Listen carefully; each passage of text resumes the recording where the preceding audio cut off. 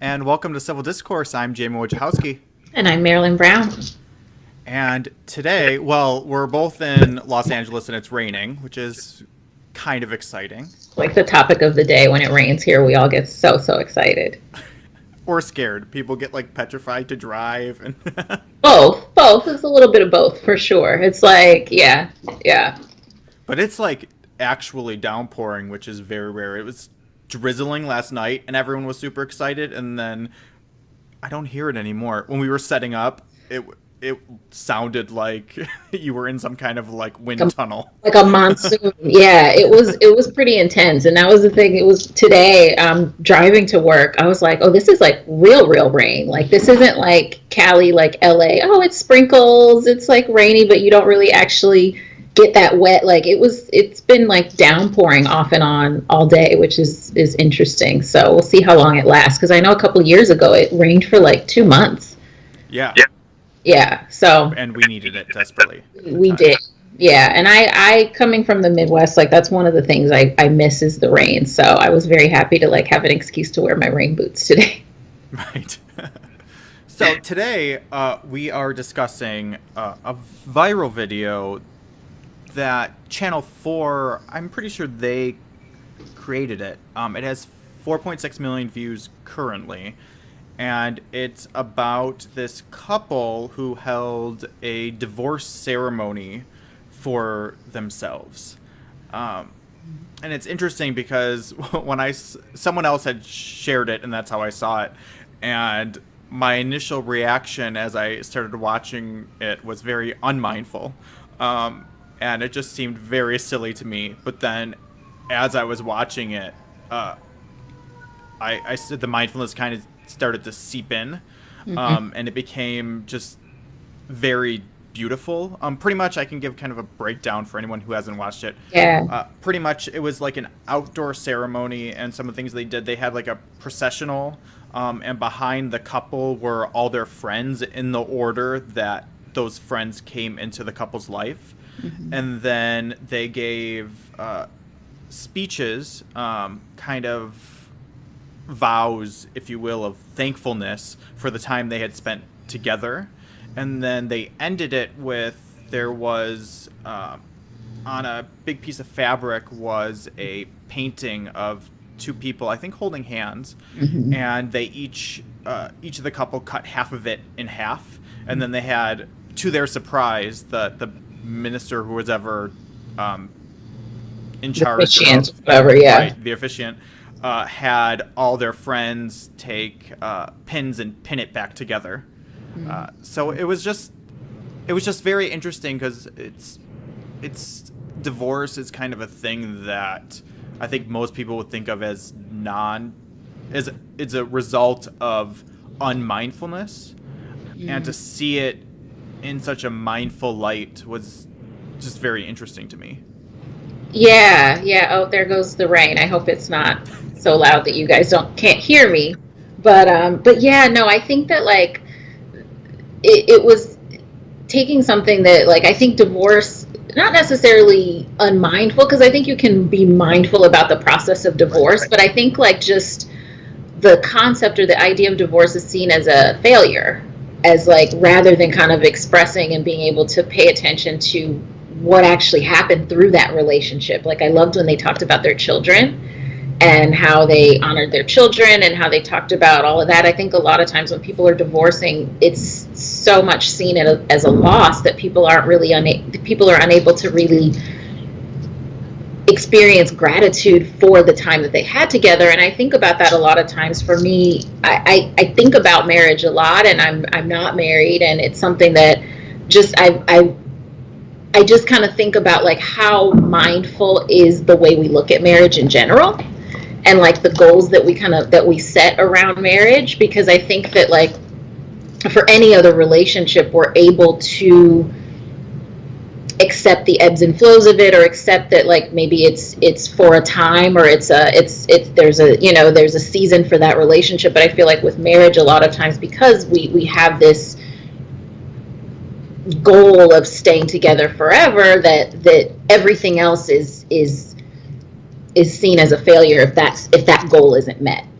and so I really love how this couple was able to, rather than looking at the divorce as this failure, something that they weren't able to do well, that they were able to look at it and be mindful and express gratitude for each other and the relationship and the friendships that they gained throughout it, and say thank you to everyone who was a part of that relationship. Like, it was really cool to me to see divorce not seen as this huge failure. I think because as a therapist, I work with people who experience divorce. I've had couples go through divorce, and that's one of the biggest struggles for people, is feeling like so much shame around it, so much shame and feeling like I failed, we couldn't figure this out. And a lot of times people get so stuck in that they're not able to move forward. And so I really thought, wow, this looks like a way for people to accept accept that the marriage is, that we don't want to be married to each other anymore, but move on to something else.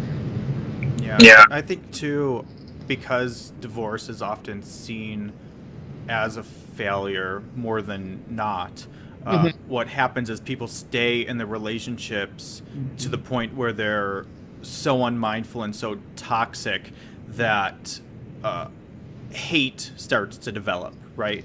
And I think what struck me about the video was how much these two people still respected and cared for each other, whether it was love or not. I mean, they both had kids and they talked about their kids, and it was just the mindful way that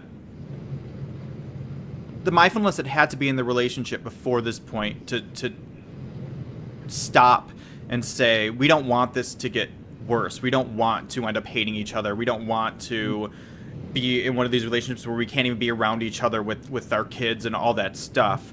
We're going to end it now where there is that respect, so we can part ways and still be successful by ourselves. Yes. And I think that's something that is often lacking in relationships, because there is this sense of it's a failure, right, or a fear of leaving the relationship for whatever reason, if it is the failure or just a fear of the unknown, of being uncomfortable again, all those things. Yeah, fear. It's all fear that a lot of times will keep people stuck in that place where the relationship has maybe run its course as far as a marriage, but because of that fear, people hold on, and end up hurting each other even more. And I think that's what you were kind of pointing out, that they seem to really genuinely still like respect each other, and that's something that I think is a lot of times lost in the way that we go about divorce and the way that we go about relationships ending. And every culture doesn't do it the way we do. There are cultures where people will be married for a time, and then if they get sick of each other, they'll just kind of move on and start, and end up with somebody else, and it's not like a failure, and the families kind of still connect, and the kids will still have relationships with each other, and it's not really seen as like, okay, well, we failed, so now everybody has to choose sides, and friends have to pick who are they going to still be friends with, and things like that we tend to kind of do when people are separating.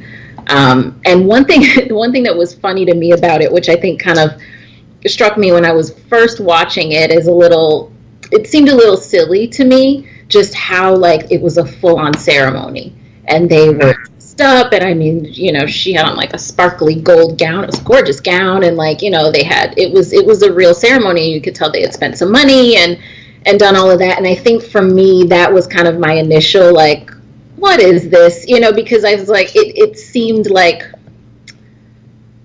a little intentionally like frivolous, but I think the ceremony of it, I could see the value of it once I was watching it and saw what they did, and saw the the different rituals that they did as part of the ceremony. But I also think, like, as a therapist and somebody who works with people who can't necessarily afford to have a ceremony for divorce, because just getting divorced in general can be very expensive on its own, I was watching it and thinking, how can we take some of this, like how can people take the mindfulness from this experience and start to bring that into their own separations and divorces? Like, maybe it doesn't have to be a ceremony, but does it make sense to get the family and friends together and talk to each other, have a family discussion about it, rather than like a lot of times where divorce happens, where people kind of tell people separately, and there's a lot of times where people don't even know what's going on, and so and so's moved out and no one even knows. Again, I think around the shame of hiding these things. And I think, does it make sense for people and families to kind of bring their tribe together, bring their community together, like, this is what's going on, this is where we're at, and we appreciate you guys supporting us through the marriage and also through this next phase. Right. So I was kind of watching it, thinking about that, like looking at it to try to find ways to take that mindfulness and offer it to people who are going through divorce now. Right. I also think what struck me as mindful in it is it seemed mindful for who they were and what their specific relationship was. Right? Mm-hmm. I don't think that this is a prescription for every divorce and every relationship. It just seemed very evident that they had a very high level of self-reflection in their relationship and in the breakup, and wanted to intentionally try to create as much positivity around and understanding around their personal divorce as they could. I mean, and even if they didn't go into the reasons why they did it, but even if it wasn't really for them and it was more for their kids or for their family or for whoever it was evident that it was very natural and meaningful to them. Yes, definitely. And I definitely think that is important. And I think that having it be meaningful to them, but also the intentionality around that was really what struck me, because again, it's just something that I think we're so intentional and so meticulous about the wedding, and like not necessarily the marriage itself. I mean, some people will go to pre-marriage counseling and do different things like that to be intentional about how are we going to manage money and all of these things, but we're super focused on the ceremony and the wedding and all of these things and being very intentional about that. But I think once things start to dissolve and people go towards divorce, then the shit kind of hits the fan, and there's not a lot of intention around that process. And I think like if we could find ways to bring more intention around that it could actually create a space where it's not as traumatic as it can be. Mm-hmm. And you brought up the shame, which I think is a product of that fear or that idea of failure. Yes. But the other thing that struck me about it was, I think, in the idea of divorce, especially in the U.S., there is a lot of failure and shame involved, both, I think, for the people involved and those around them putting shame onto them. Mm-hmm. And I thought that what they had done was such an empowering way to eliminate that shame. Mm-hmm. And involve kind of all their friends and family in the removal of that shame. Yeah.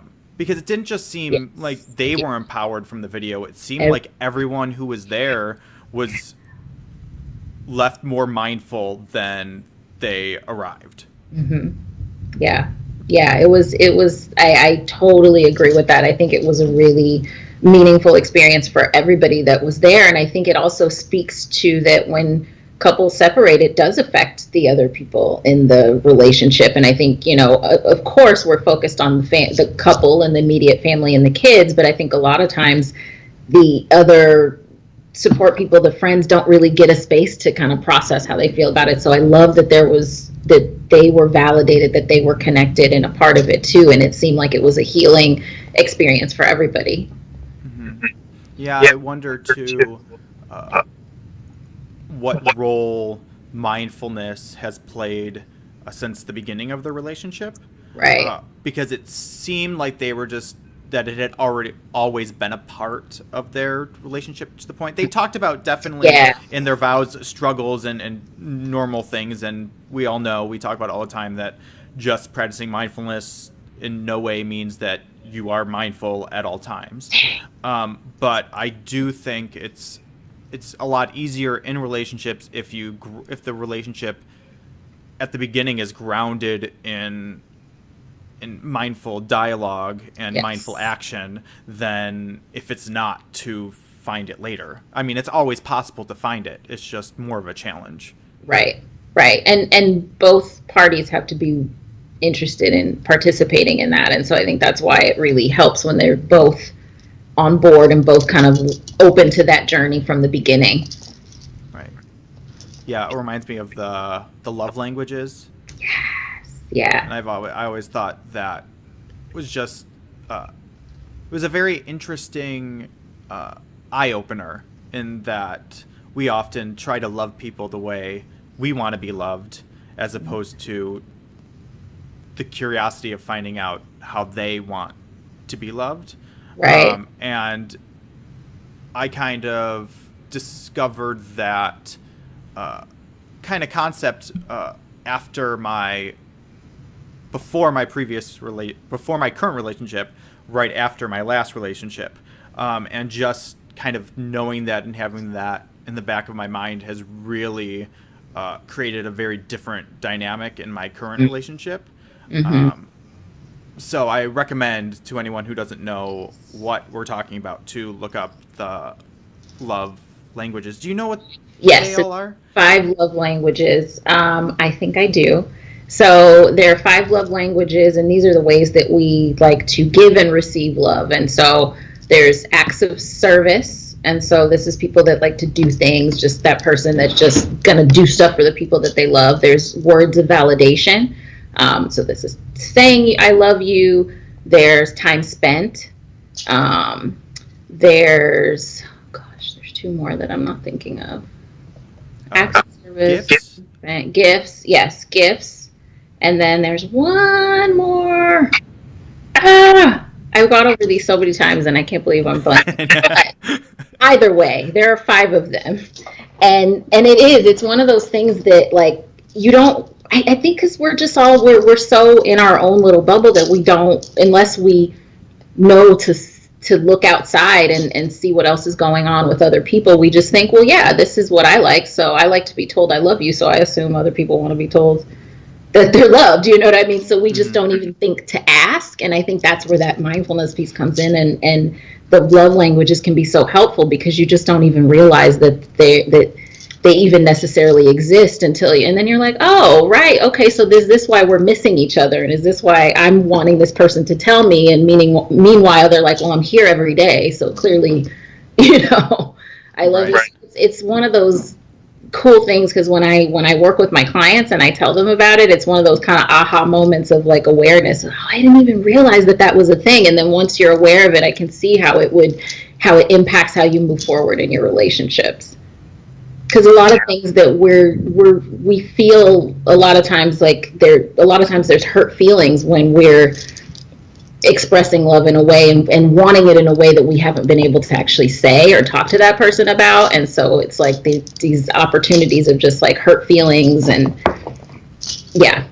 Right. And I think there's also the empowerment of knowing how you want to receive love and being able to communicate that with others too, not just knowing to look for how other people want to be loved, but being able to communicate how you feel loved, I think is equally as important. Yeah, I would say that's really, I guess equally as important. It's extremely important because that's that empowering piece for yourself. And I think a lot of times we haven't really taken the time to really explore how we want to be loved. And I think that kind of leads to some self-discovery and more internal mindfulness. Mm-hmm. I think it also helps to just having an awareness of that concept helps be able to translate the type of love other people are giving you. Mm-hmm. Because I think out of all 5, the one that I least find love through is gift giving. Mm-hmm. And now, if someone were to give me a gift, whereas before I knew that, I just would not feel anything and kind of just be weirded out by it. Yep. Or now I can at least acknowledge that there was an attempt made to show love and to show care. And I think that makes just a big difference, because I think there are sometimes, if someone really does feel strongly about receiving love in a certain way, I think there is something about wanting to give love in that same way. Oh, right. That I think there's a part of it of allowing that as well.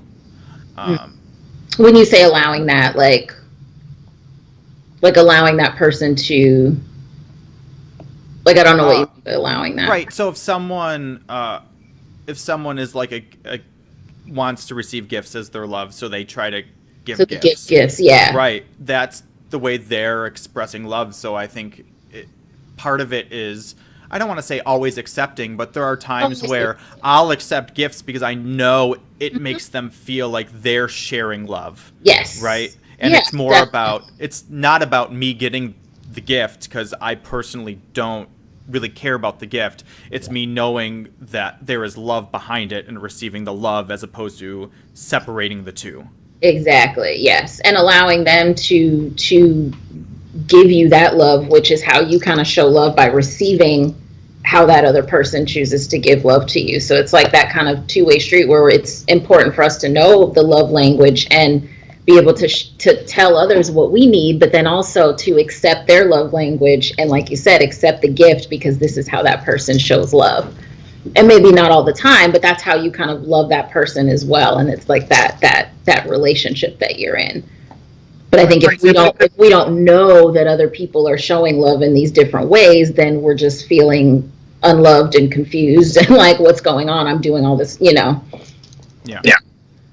And I think too, some of it, just having the knowledge of it. I mean, some people are compatible in relationships with one another, and some people aren't. And I know for myself that if their dominant love language was gift giving, I would have a hard time with that. Yeah. Right, just because it would just be a lot of. I mean, could I do it? Potentially, but it would just be so much work, because it's probably my least like I just not something. Yeah, you're like a minimalist. Like, I don't need all this stuff. Right. You need more stuff. And the last thing I think of is to give someone a gift, like a physical gift. So, and like the holidays just stress me out, having to like think about buying people gifts and stuff. I'm like, why don't we all just go out, have a nice dinner, like do something together? Time spent. Yes. Is that one of your top love languages? Time spent. It is. It is. Yeah. Yeah. Me too.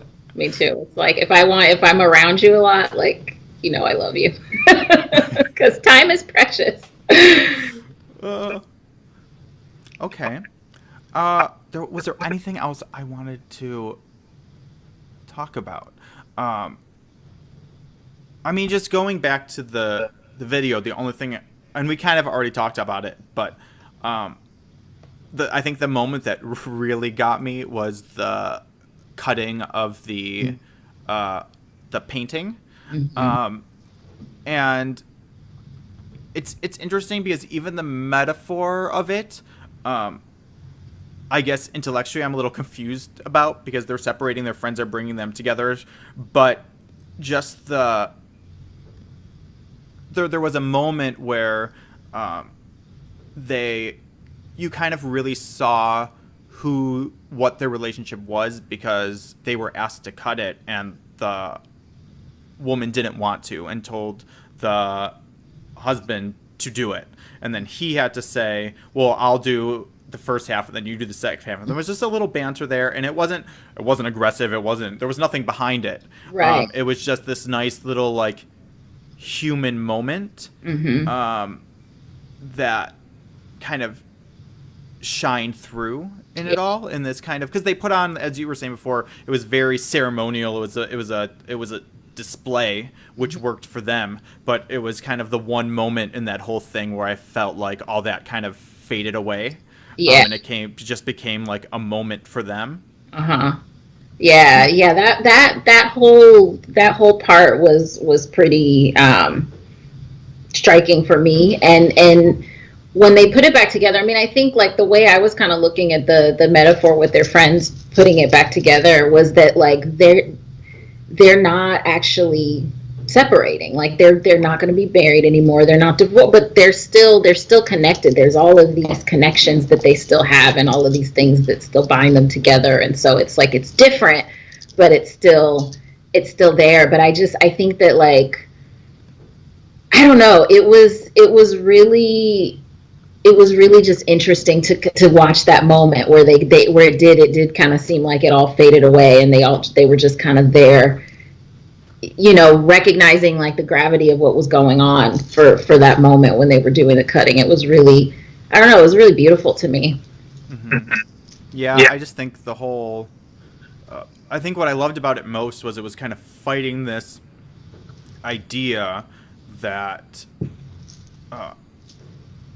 when you get a divorce, you can't be friends, or you have the thing where like your friends pick which one they want to be friends with, and you can't be in the same room, and you're constantly like saying negative things about each other to your kids, and like all these kind of stereotypical divorced things, and just the difference, I think, in just everyday lives, if that wasn't the case, and just people decided, we were in love, and now it's not that the way it is. We're just going to go to the next journey and have everything we shared in the past, and we can still have friends, and we can still be together with the kids and do all these things as friends. And really, I think just stay friends. You hear that all the time as like, well, we can stay friends and we can, and some people do it, but even the people I know some people who have done it very successfully. But I think a lot of times too, that sentiment is said without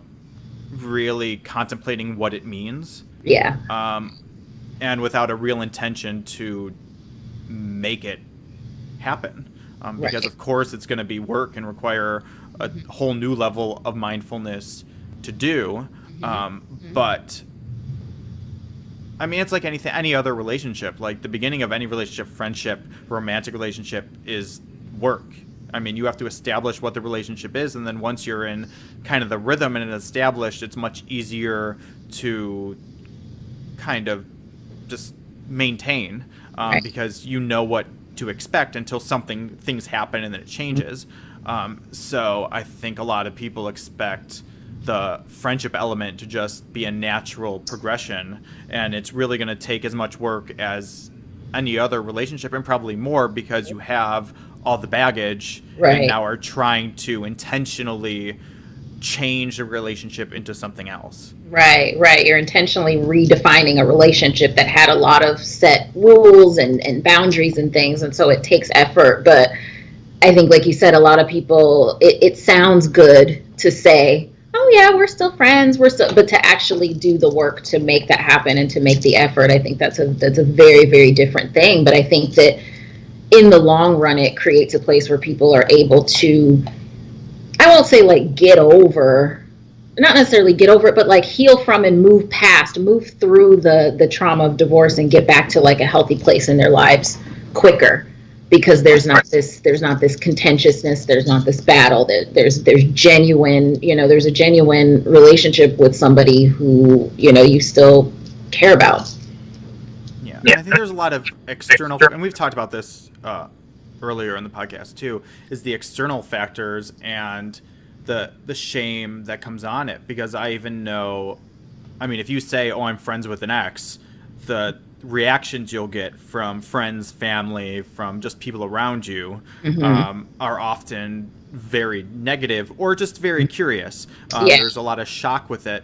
But I think the way the ceremony and kind of eliminated the shame and put an intention right at the beginning in front of all the people that meant something in their lives, of we still care for each other, and yes, we're separating, but we're still connected and we're still going to be friends, and all this stuff, I think makes it much easier to then actually take the additional steps to make it a reality. Right. Yeah, because they had to set that like mindful tone in the beginning, and they're making a commitment to like make an effort to mindfully walk through this process together. And so when you do that, when you set that commitment, it's like it creates the space where they're able to really actually live it, in a very real way. Yeah. I want to see like an update about them. I'm like very curious. I'll have to Like look. how long ago this was, and like I want to know what's going on. Like because it is it's something like I'd never seen anything like that before, and I was like, this is pretty cool. Yeah. The other thing it reminded me of was totally different, totally different topic, but how often when there's any kind of like social change, it requires people to uh, know people who are going through the issues, like with Mm-hmm. race relations or sexual orientation, any of these things. The more people that come out, and once you realize, like, oh, I have family members who are gay, Yep. then or trans or whatever it is, the easier it is to accept it. The same A with if shame. the more diverse your friend group or your family group, the more open you tend to be. Yep. And I think this kind of, in its own way, helps do that, Mm-hmm. especially with the people who are there, because it's not just, oh, we still care for each other and we want to part ways nicely and Mm-hmm. peacefully and lovingly. It actually brings people into the Yeah. experience. So, and we already said this, but I think one of the big takeaways was seeing the kind of audience to it react in the moment to it. Yeah, definitely. Cool. Well, do we have any homework? Huh. I don't. You know what? Yeah, I want to know if people are familiar with the love languages. I know that wasn't the Mm-hmm. topic per se, but talking about divorce and relationships, I want to know if people are familiar with the love languages, and if they are, what's their primary love language? Yeah, and any struggles they've had, I guess, in Yeah. relationships with the love languages, Yes, definitely. because we can do a whole other podcast on that, Yeah, I'm we should sure. do we'll do a whole one on the love languages, and then I'll remember what that fifth one is. Got it. Sounds good. And hopefully we'll be back before the next set of holidays. Yes. It's in that busy season, Yeah. but yes. We'll be back one more time before we get into the Christmas holidays, at least. Yes. Okay, sounds good. All right, thanks, guys. We'll see you next time.